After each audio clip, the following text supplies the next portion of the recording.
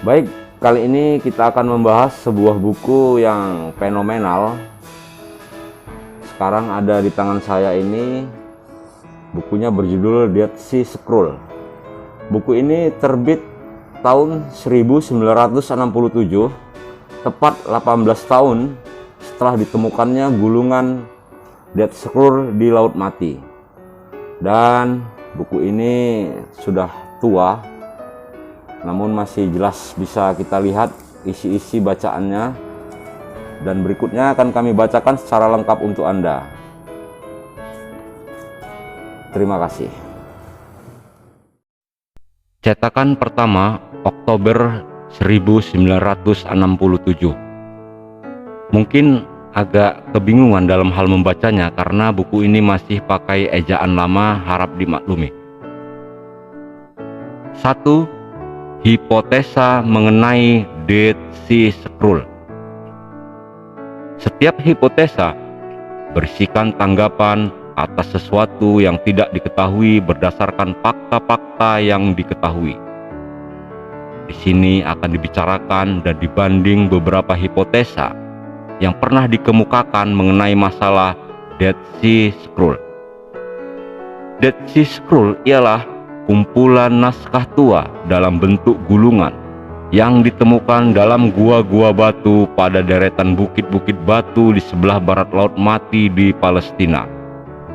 Bermula pada tahun 1947, beberapa orang Badui dari suku Tamir menawarkan di Yerusalem gulungan-gulungan naskah tua, hingga akhirnya dibeli oleh Bishop A. Y. Samuel.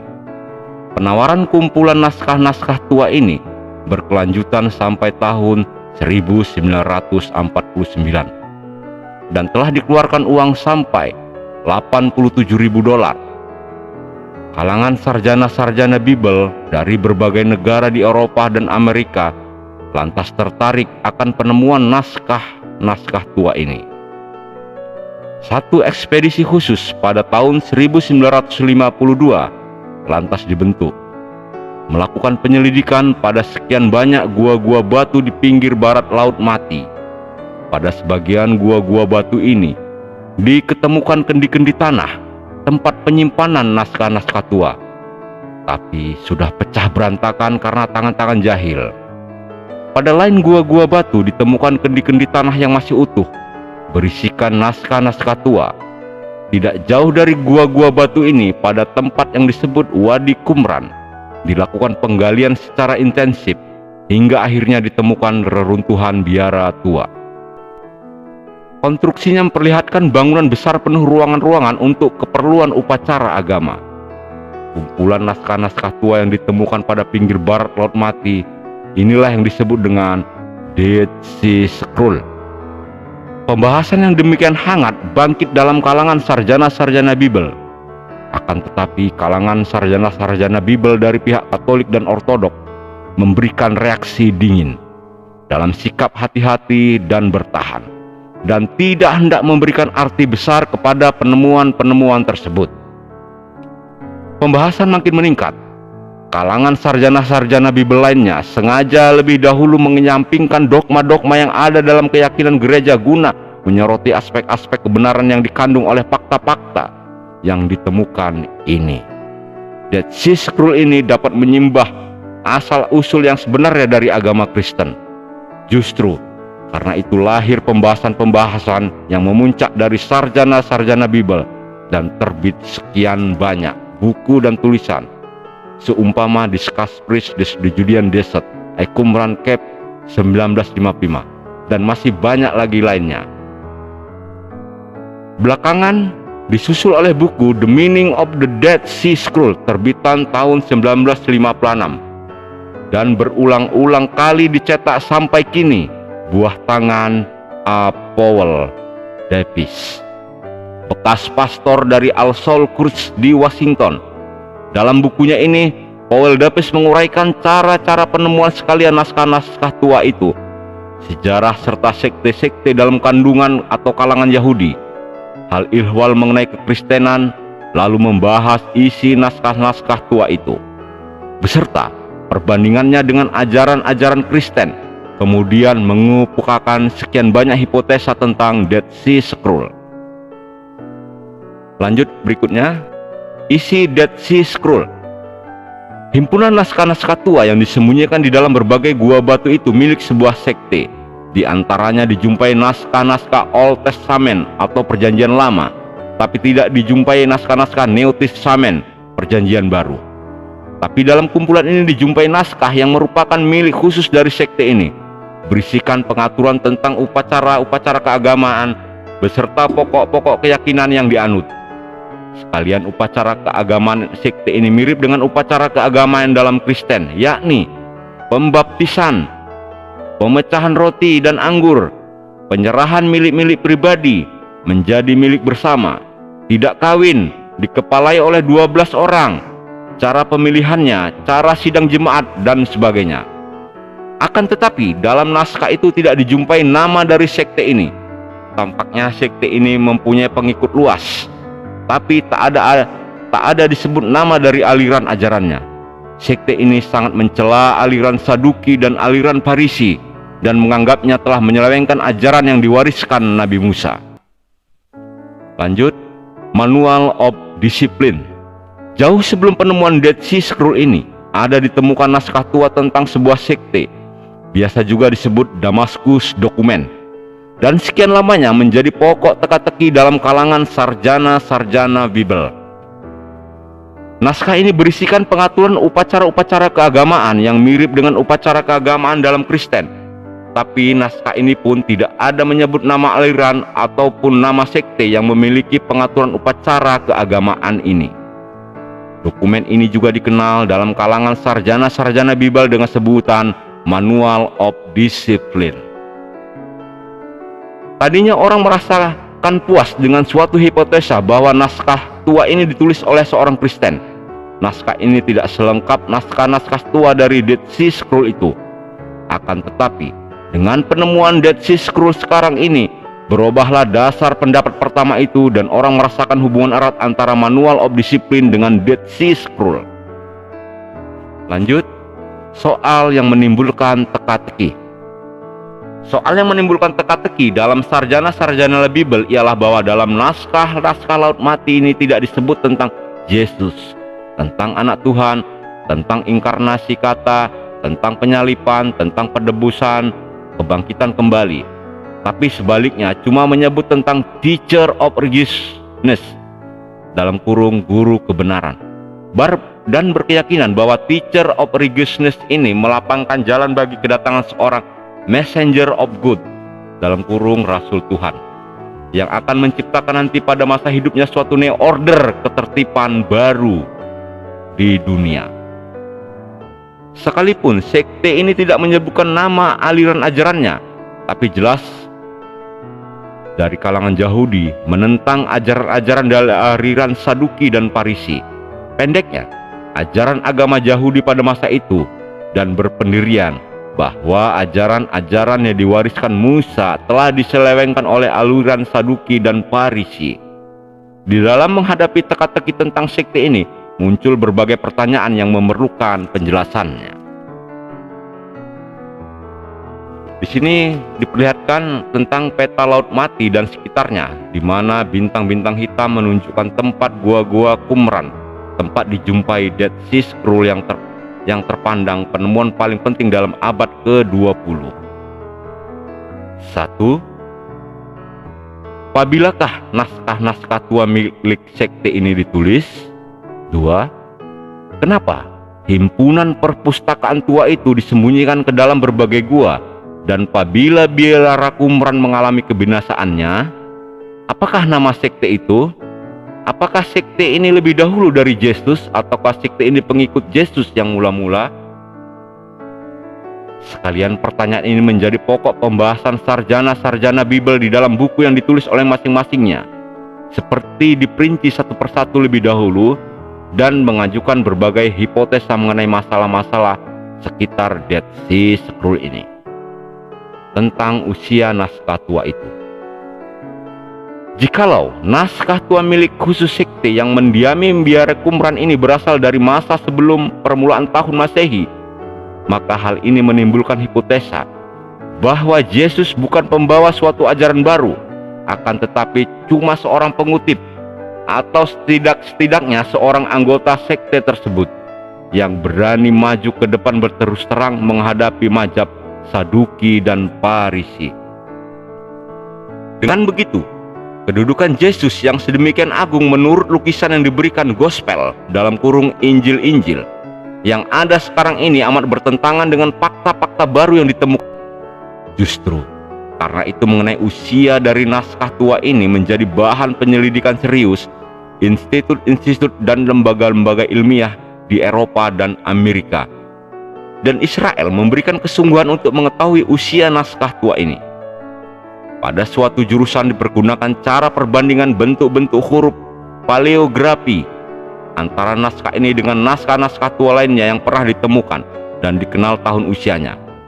Metode ini menghasilkan pendapat bahwa naskah Laut Mati ini berasal dari suatu masa kira-kira menjelang permulaan atau sesudah tahun Masehi.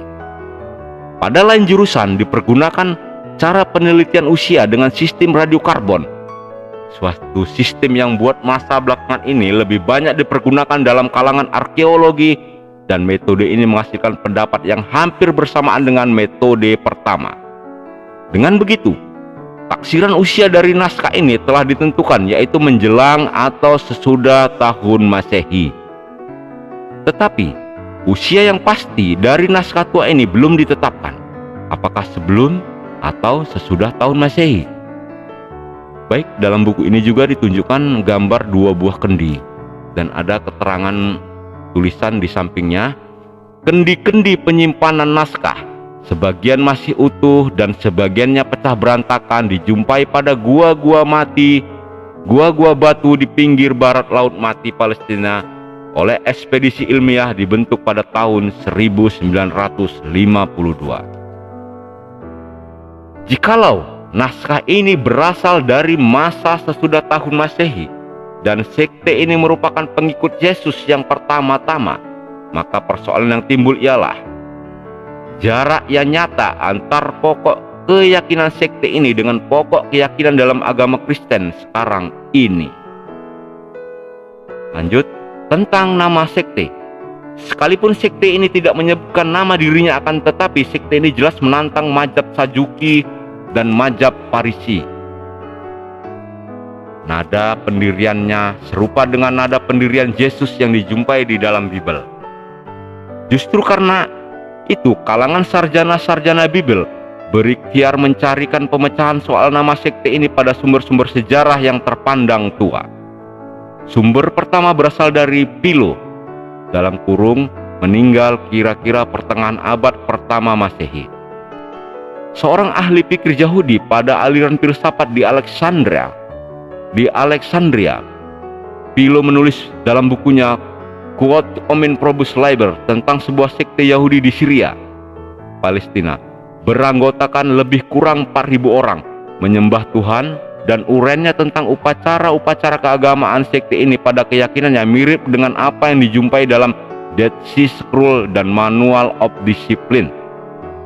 Dan menurut Philo dalam bukunya itu, sekte itu called Esai because of their sinless, or Hoseo, sign is the same word of ascent, disebut Esai, disebabkan kesucian cara hidupnya, karena kata Hoseo sama dengan kesucian adalah kata yang serupa dengan Esaseus. Sumber kedua berasal dari Pliny the Elder dalam kurung 23 sampai 79 Masehi, yang sekitar tahun 70 Masehi mengeluarkan bukunya Historica Naturalis dan menulis dalam buku 5 bagian 17 tentang sebuah sekte yang mendiami sebuah daerah senyap terpencil pada bagian barat pantai Laut Mati. Uraiannya tentang kebiasaan-kebiasaan sekte ini mirip seperti yang dijumpai dalam Dead Sea Scroll. Pliny menyebutkan nama sekte ini dengan Hessenes. Bahkan keterangan tentang tempat biara sekte ini yang secara geografis terperinci menjadi bahan ekspedisi khusus pada tahun 1952 untuk melakukan penggalian hingga ditemukan reruntuhan biara Qumran, tempat kediaman sekte ini.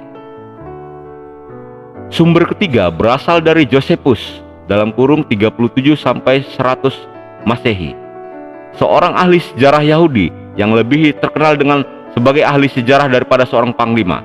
Tadinya mengepalai pasukan-pasukan Yahudi dalam pemberontakan menentang kekuasaan Roma pada tahun 66 sampai 73 Masehi.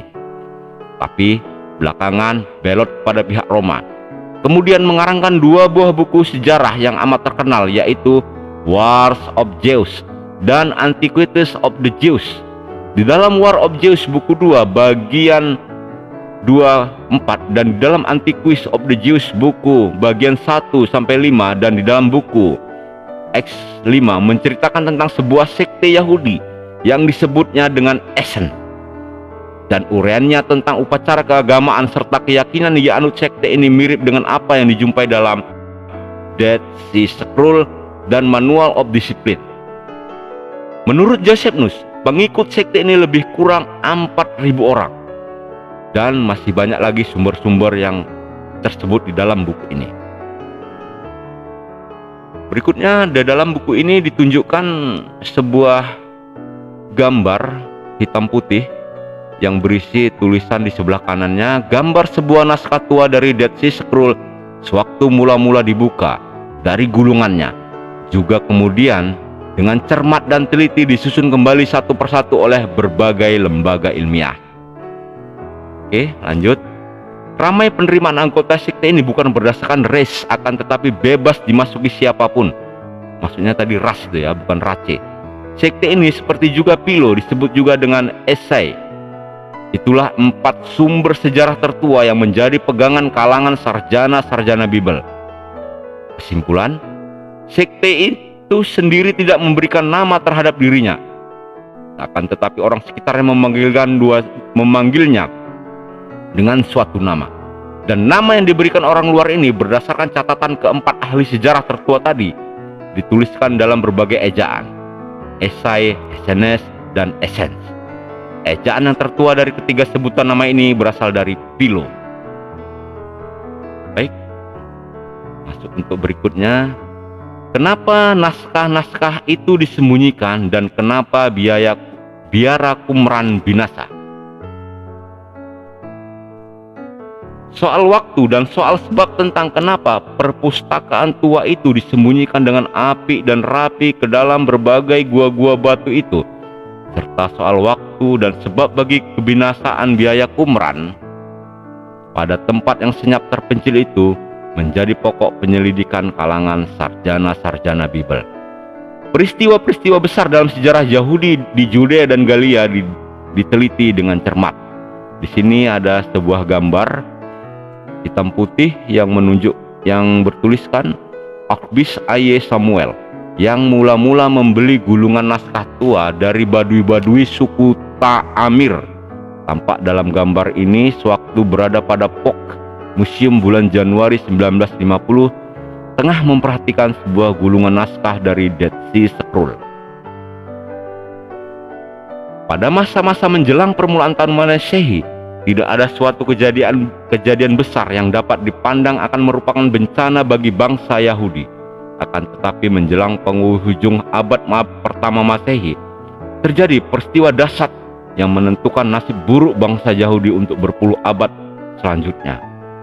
Pada tahun 66 sampai 73 Masehi, meletus pemberontakan total bangsa Yahudi di seluruh daerah Judea dan daerah Galilea terhadap kekuasaan Roma. Akan tetapi dengan tangan besi Imperium Roma menghancurkan pemberontakan ini. Tidak tanggung-tanggung menghancurkan kota Yerusalem, kuil-kuil dan peribadatan Yahudi, mengejar-ngejar bangsa Yahudi, memusnahkan kota-kota dan desa-desa, sehingga semenjak masa itu bangsa Yahudi porak-poranda menjadi kelompok-kelompok pelarian yang memenuhi penjara dunia. Berikutnya di sini ditunjukkan sebuah gambar yang ada tulisan sebelah kanannya, Profesor Elijah L. Skwenig, mahaguru arkeologi pada Hebrew University di Yerusalem, tengah meneliti sebuah naskah tua dari Dead Sea Scroll yang sudah disusun kembali dengan apik dan diberi bingkai kaca. Di dalam pemusnahan total juga dilakukan atas perintah Kaisar Titus 40 sampai 81 Masehi. Itu menurut Giger dalam bukunya How the Great Religion Began, cetakan 1960 halaman 157, bahwa lebih 1,5 juta orang Yahudi di dalam peristiwa besar itu menjadi korban pembasmian. Kalangan sarjana-sarjana Bible berpendapat bahwa kumpulan perpustakaan tua itu disembunyikan dan biara Qumran itu mengalami kemusnahan ialah pada masa peristiwa besar ini, yaitu sekitar tahun 70 Masehi. Mungkin anggota-anggota sekte dalam biara itu mengandung pengharapan dalam hatinya bahwa pada suatu masa akan dapat pulang dengan tenteram dalam biaranya kembali. Tetapi takdir menyebabkan mereka sendiri turut binasa dalam peristiwa besar itu, tak sempat meloloskan diri. Kumpulan perpustakaan yang disembunyikan itu lantas tersimpan berabad-abad lamanya sampai ditemukan pada tahun 1947 dan tahun-tahun berikutnya. Jikalau biara Qumran itu mengalami kemusnahannya dan menyimpan perpustakaan tua itu dilakukan ialah di sekitar tahun 70 Masehi, maka dapat dipahamkan kenapa naskah-naskah perjanjian baru tidak dijumpai dalam kumpulan perpustakaan tua yang disimpan itu. Sebab Injil yang terpandang tertua sekali, yaitu Injil Matius, adalah disusun penulisnya pada penghujung abad pertama Masehi. Sedangkan 3 Injil lainnya, yaitu Lukas, Markus, dan Yahya, adalah disusun pada masa belakangan daripada Injil Matius. Baik, sampai di sini dulu session pertama ini. Kita masih hanya membaca dari 14 lembar halaman dari buku Dead Sea Scroll ini, yang mana halaman buku ini ada sampai mencapai 78 lembar.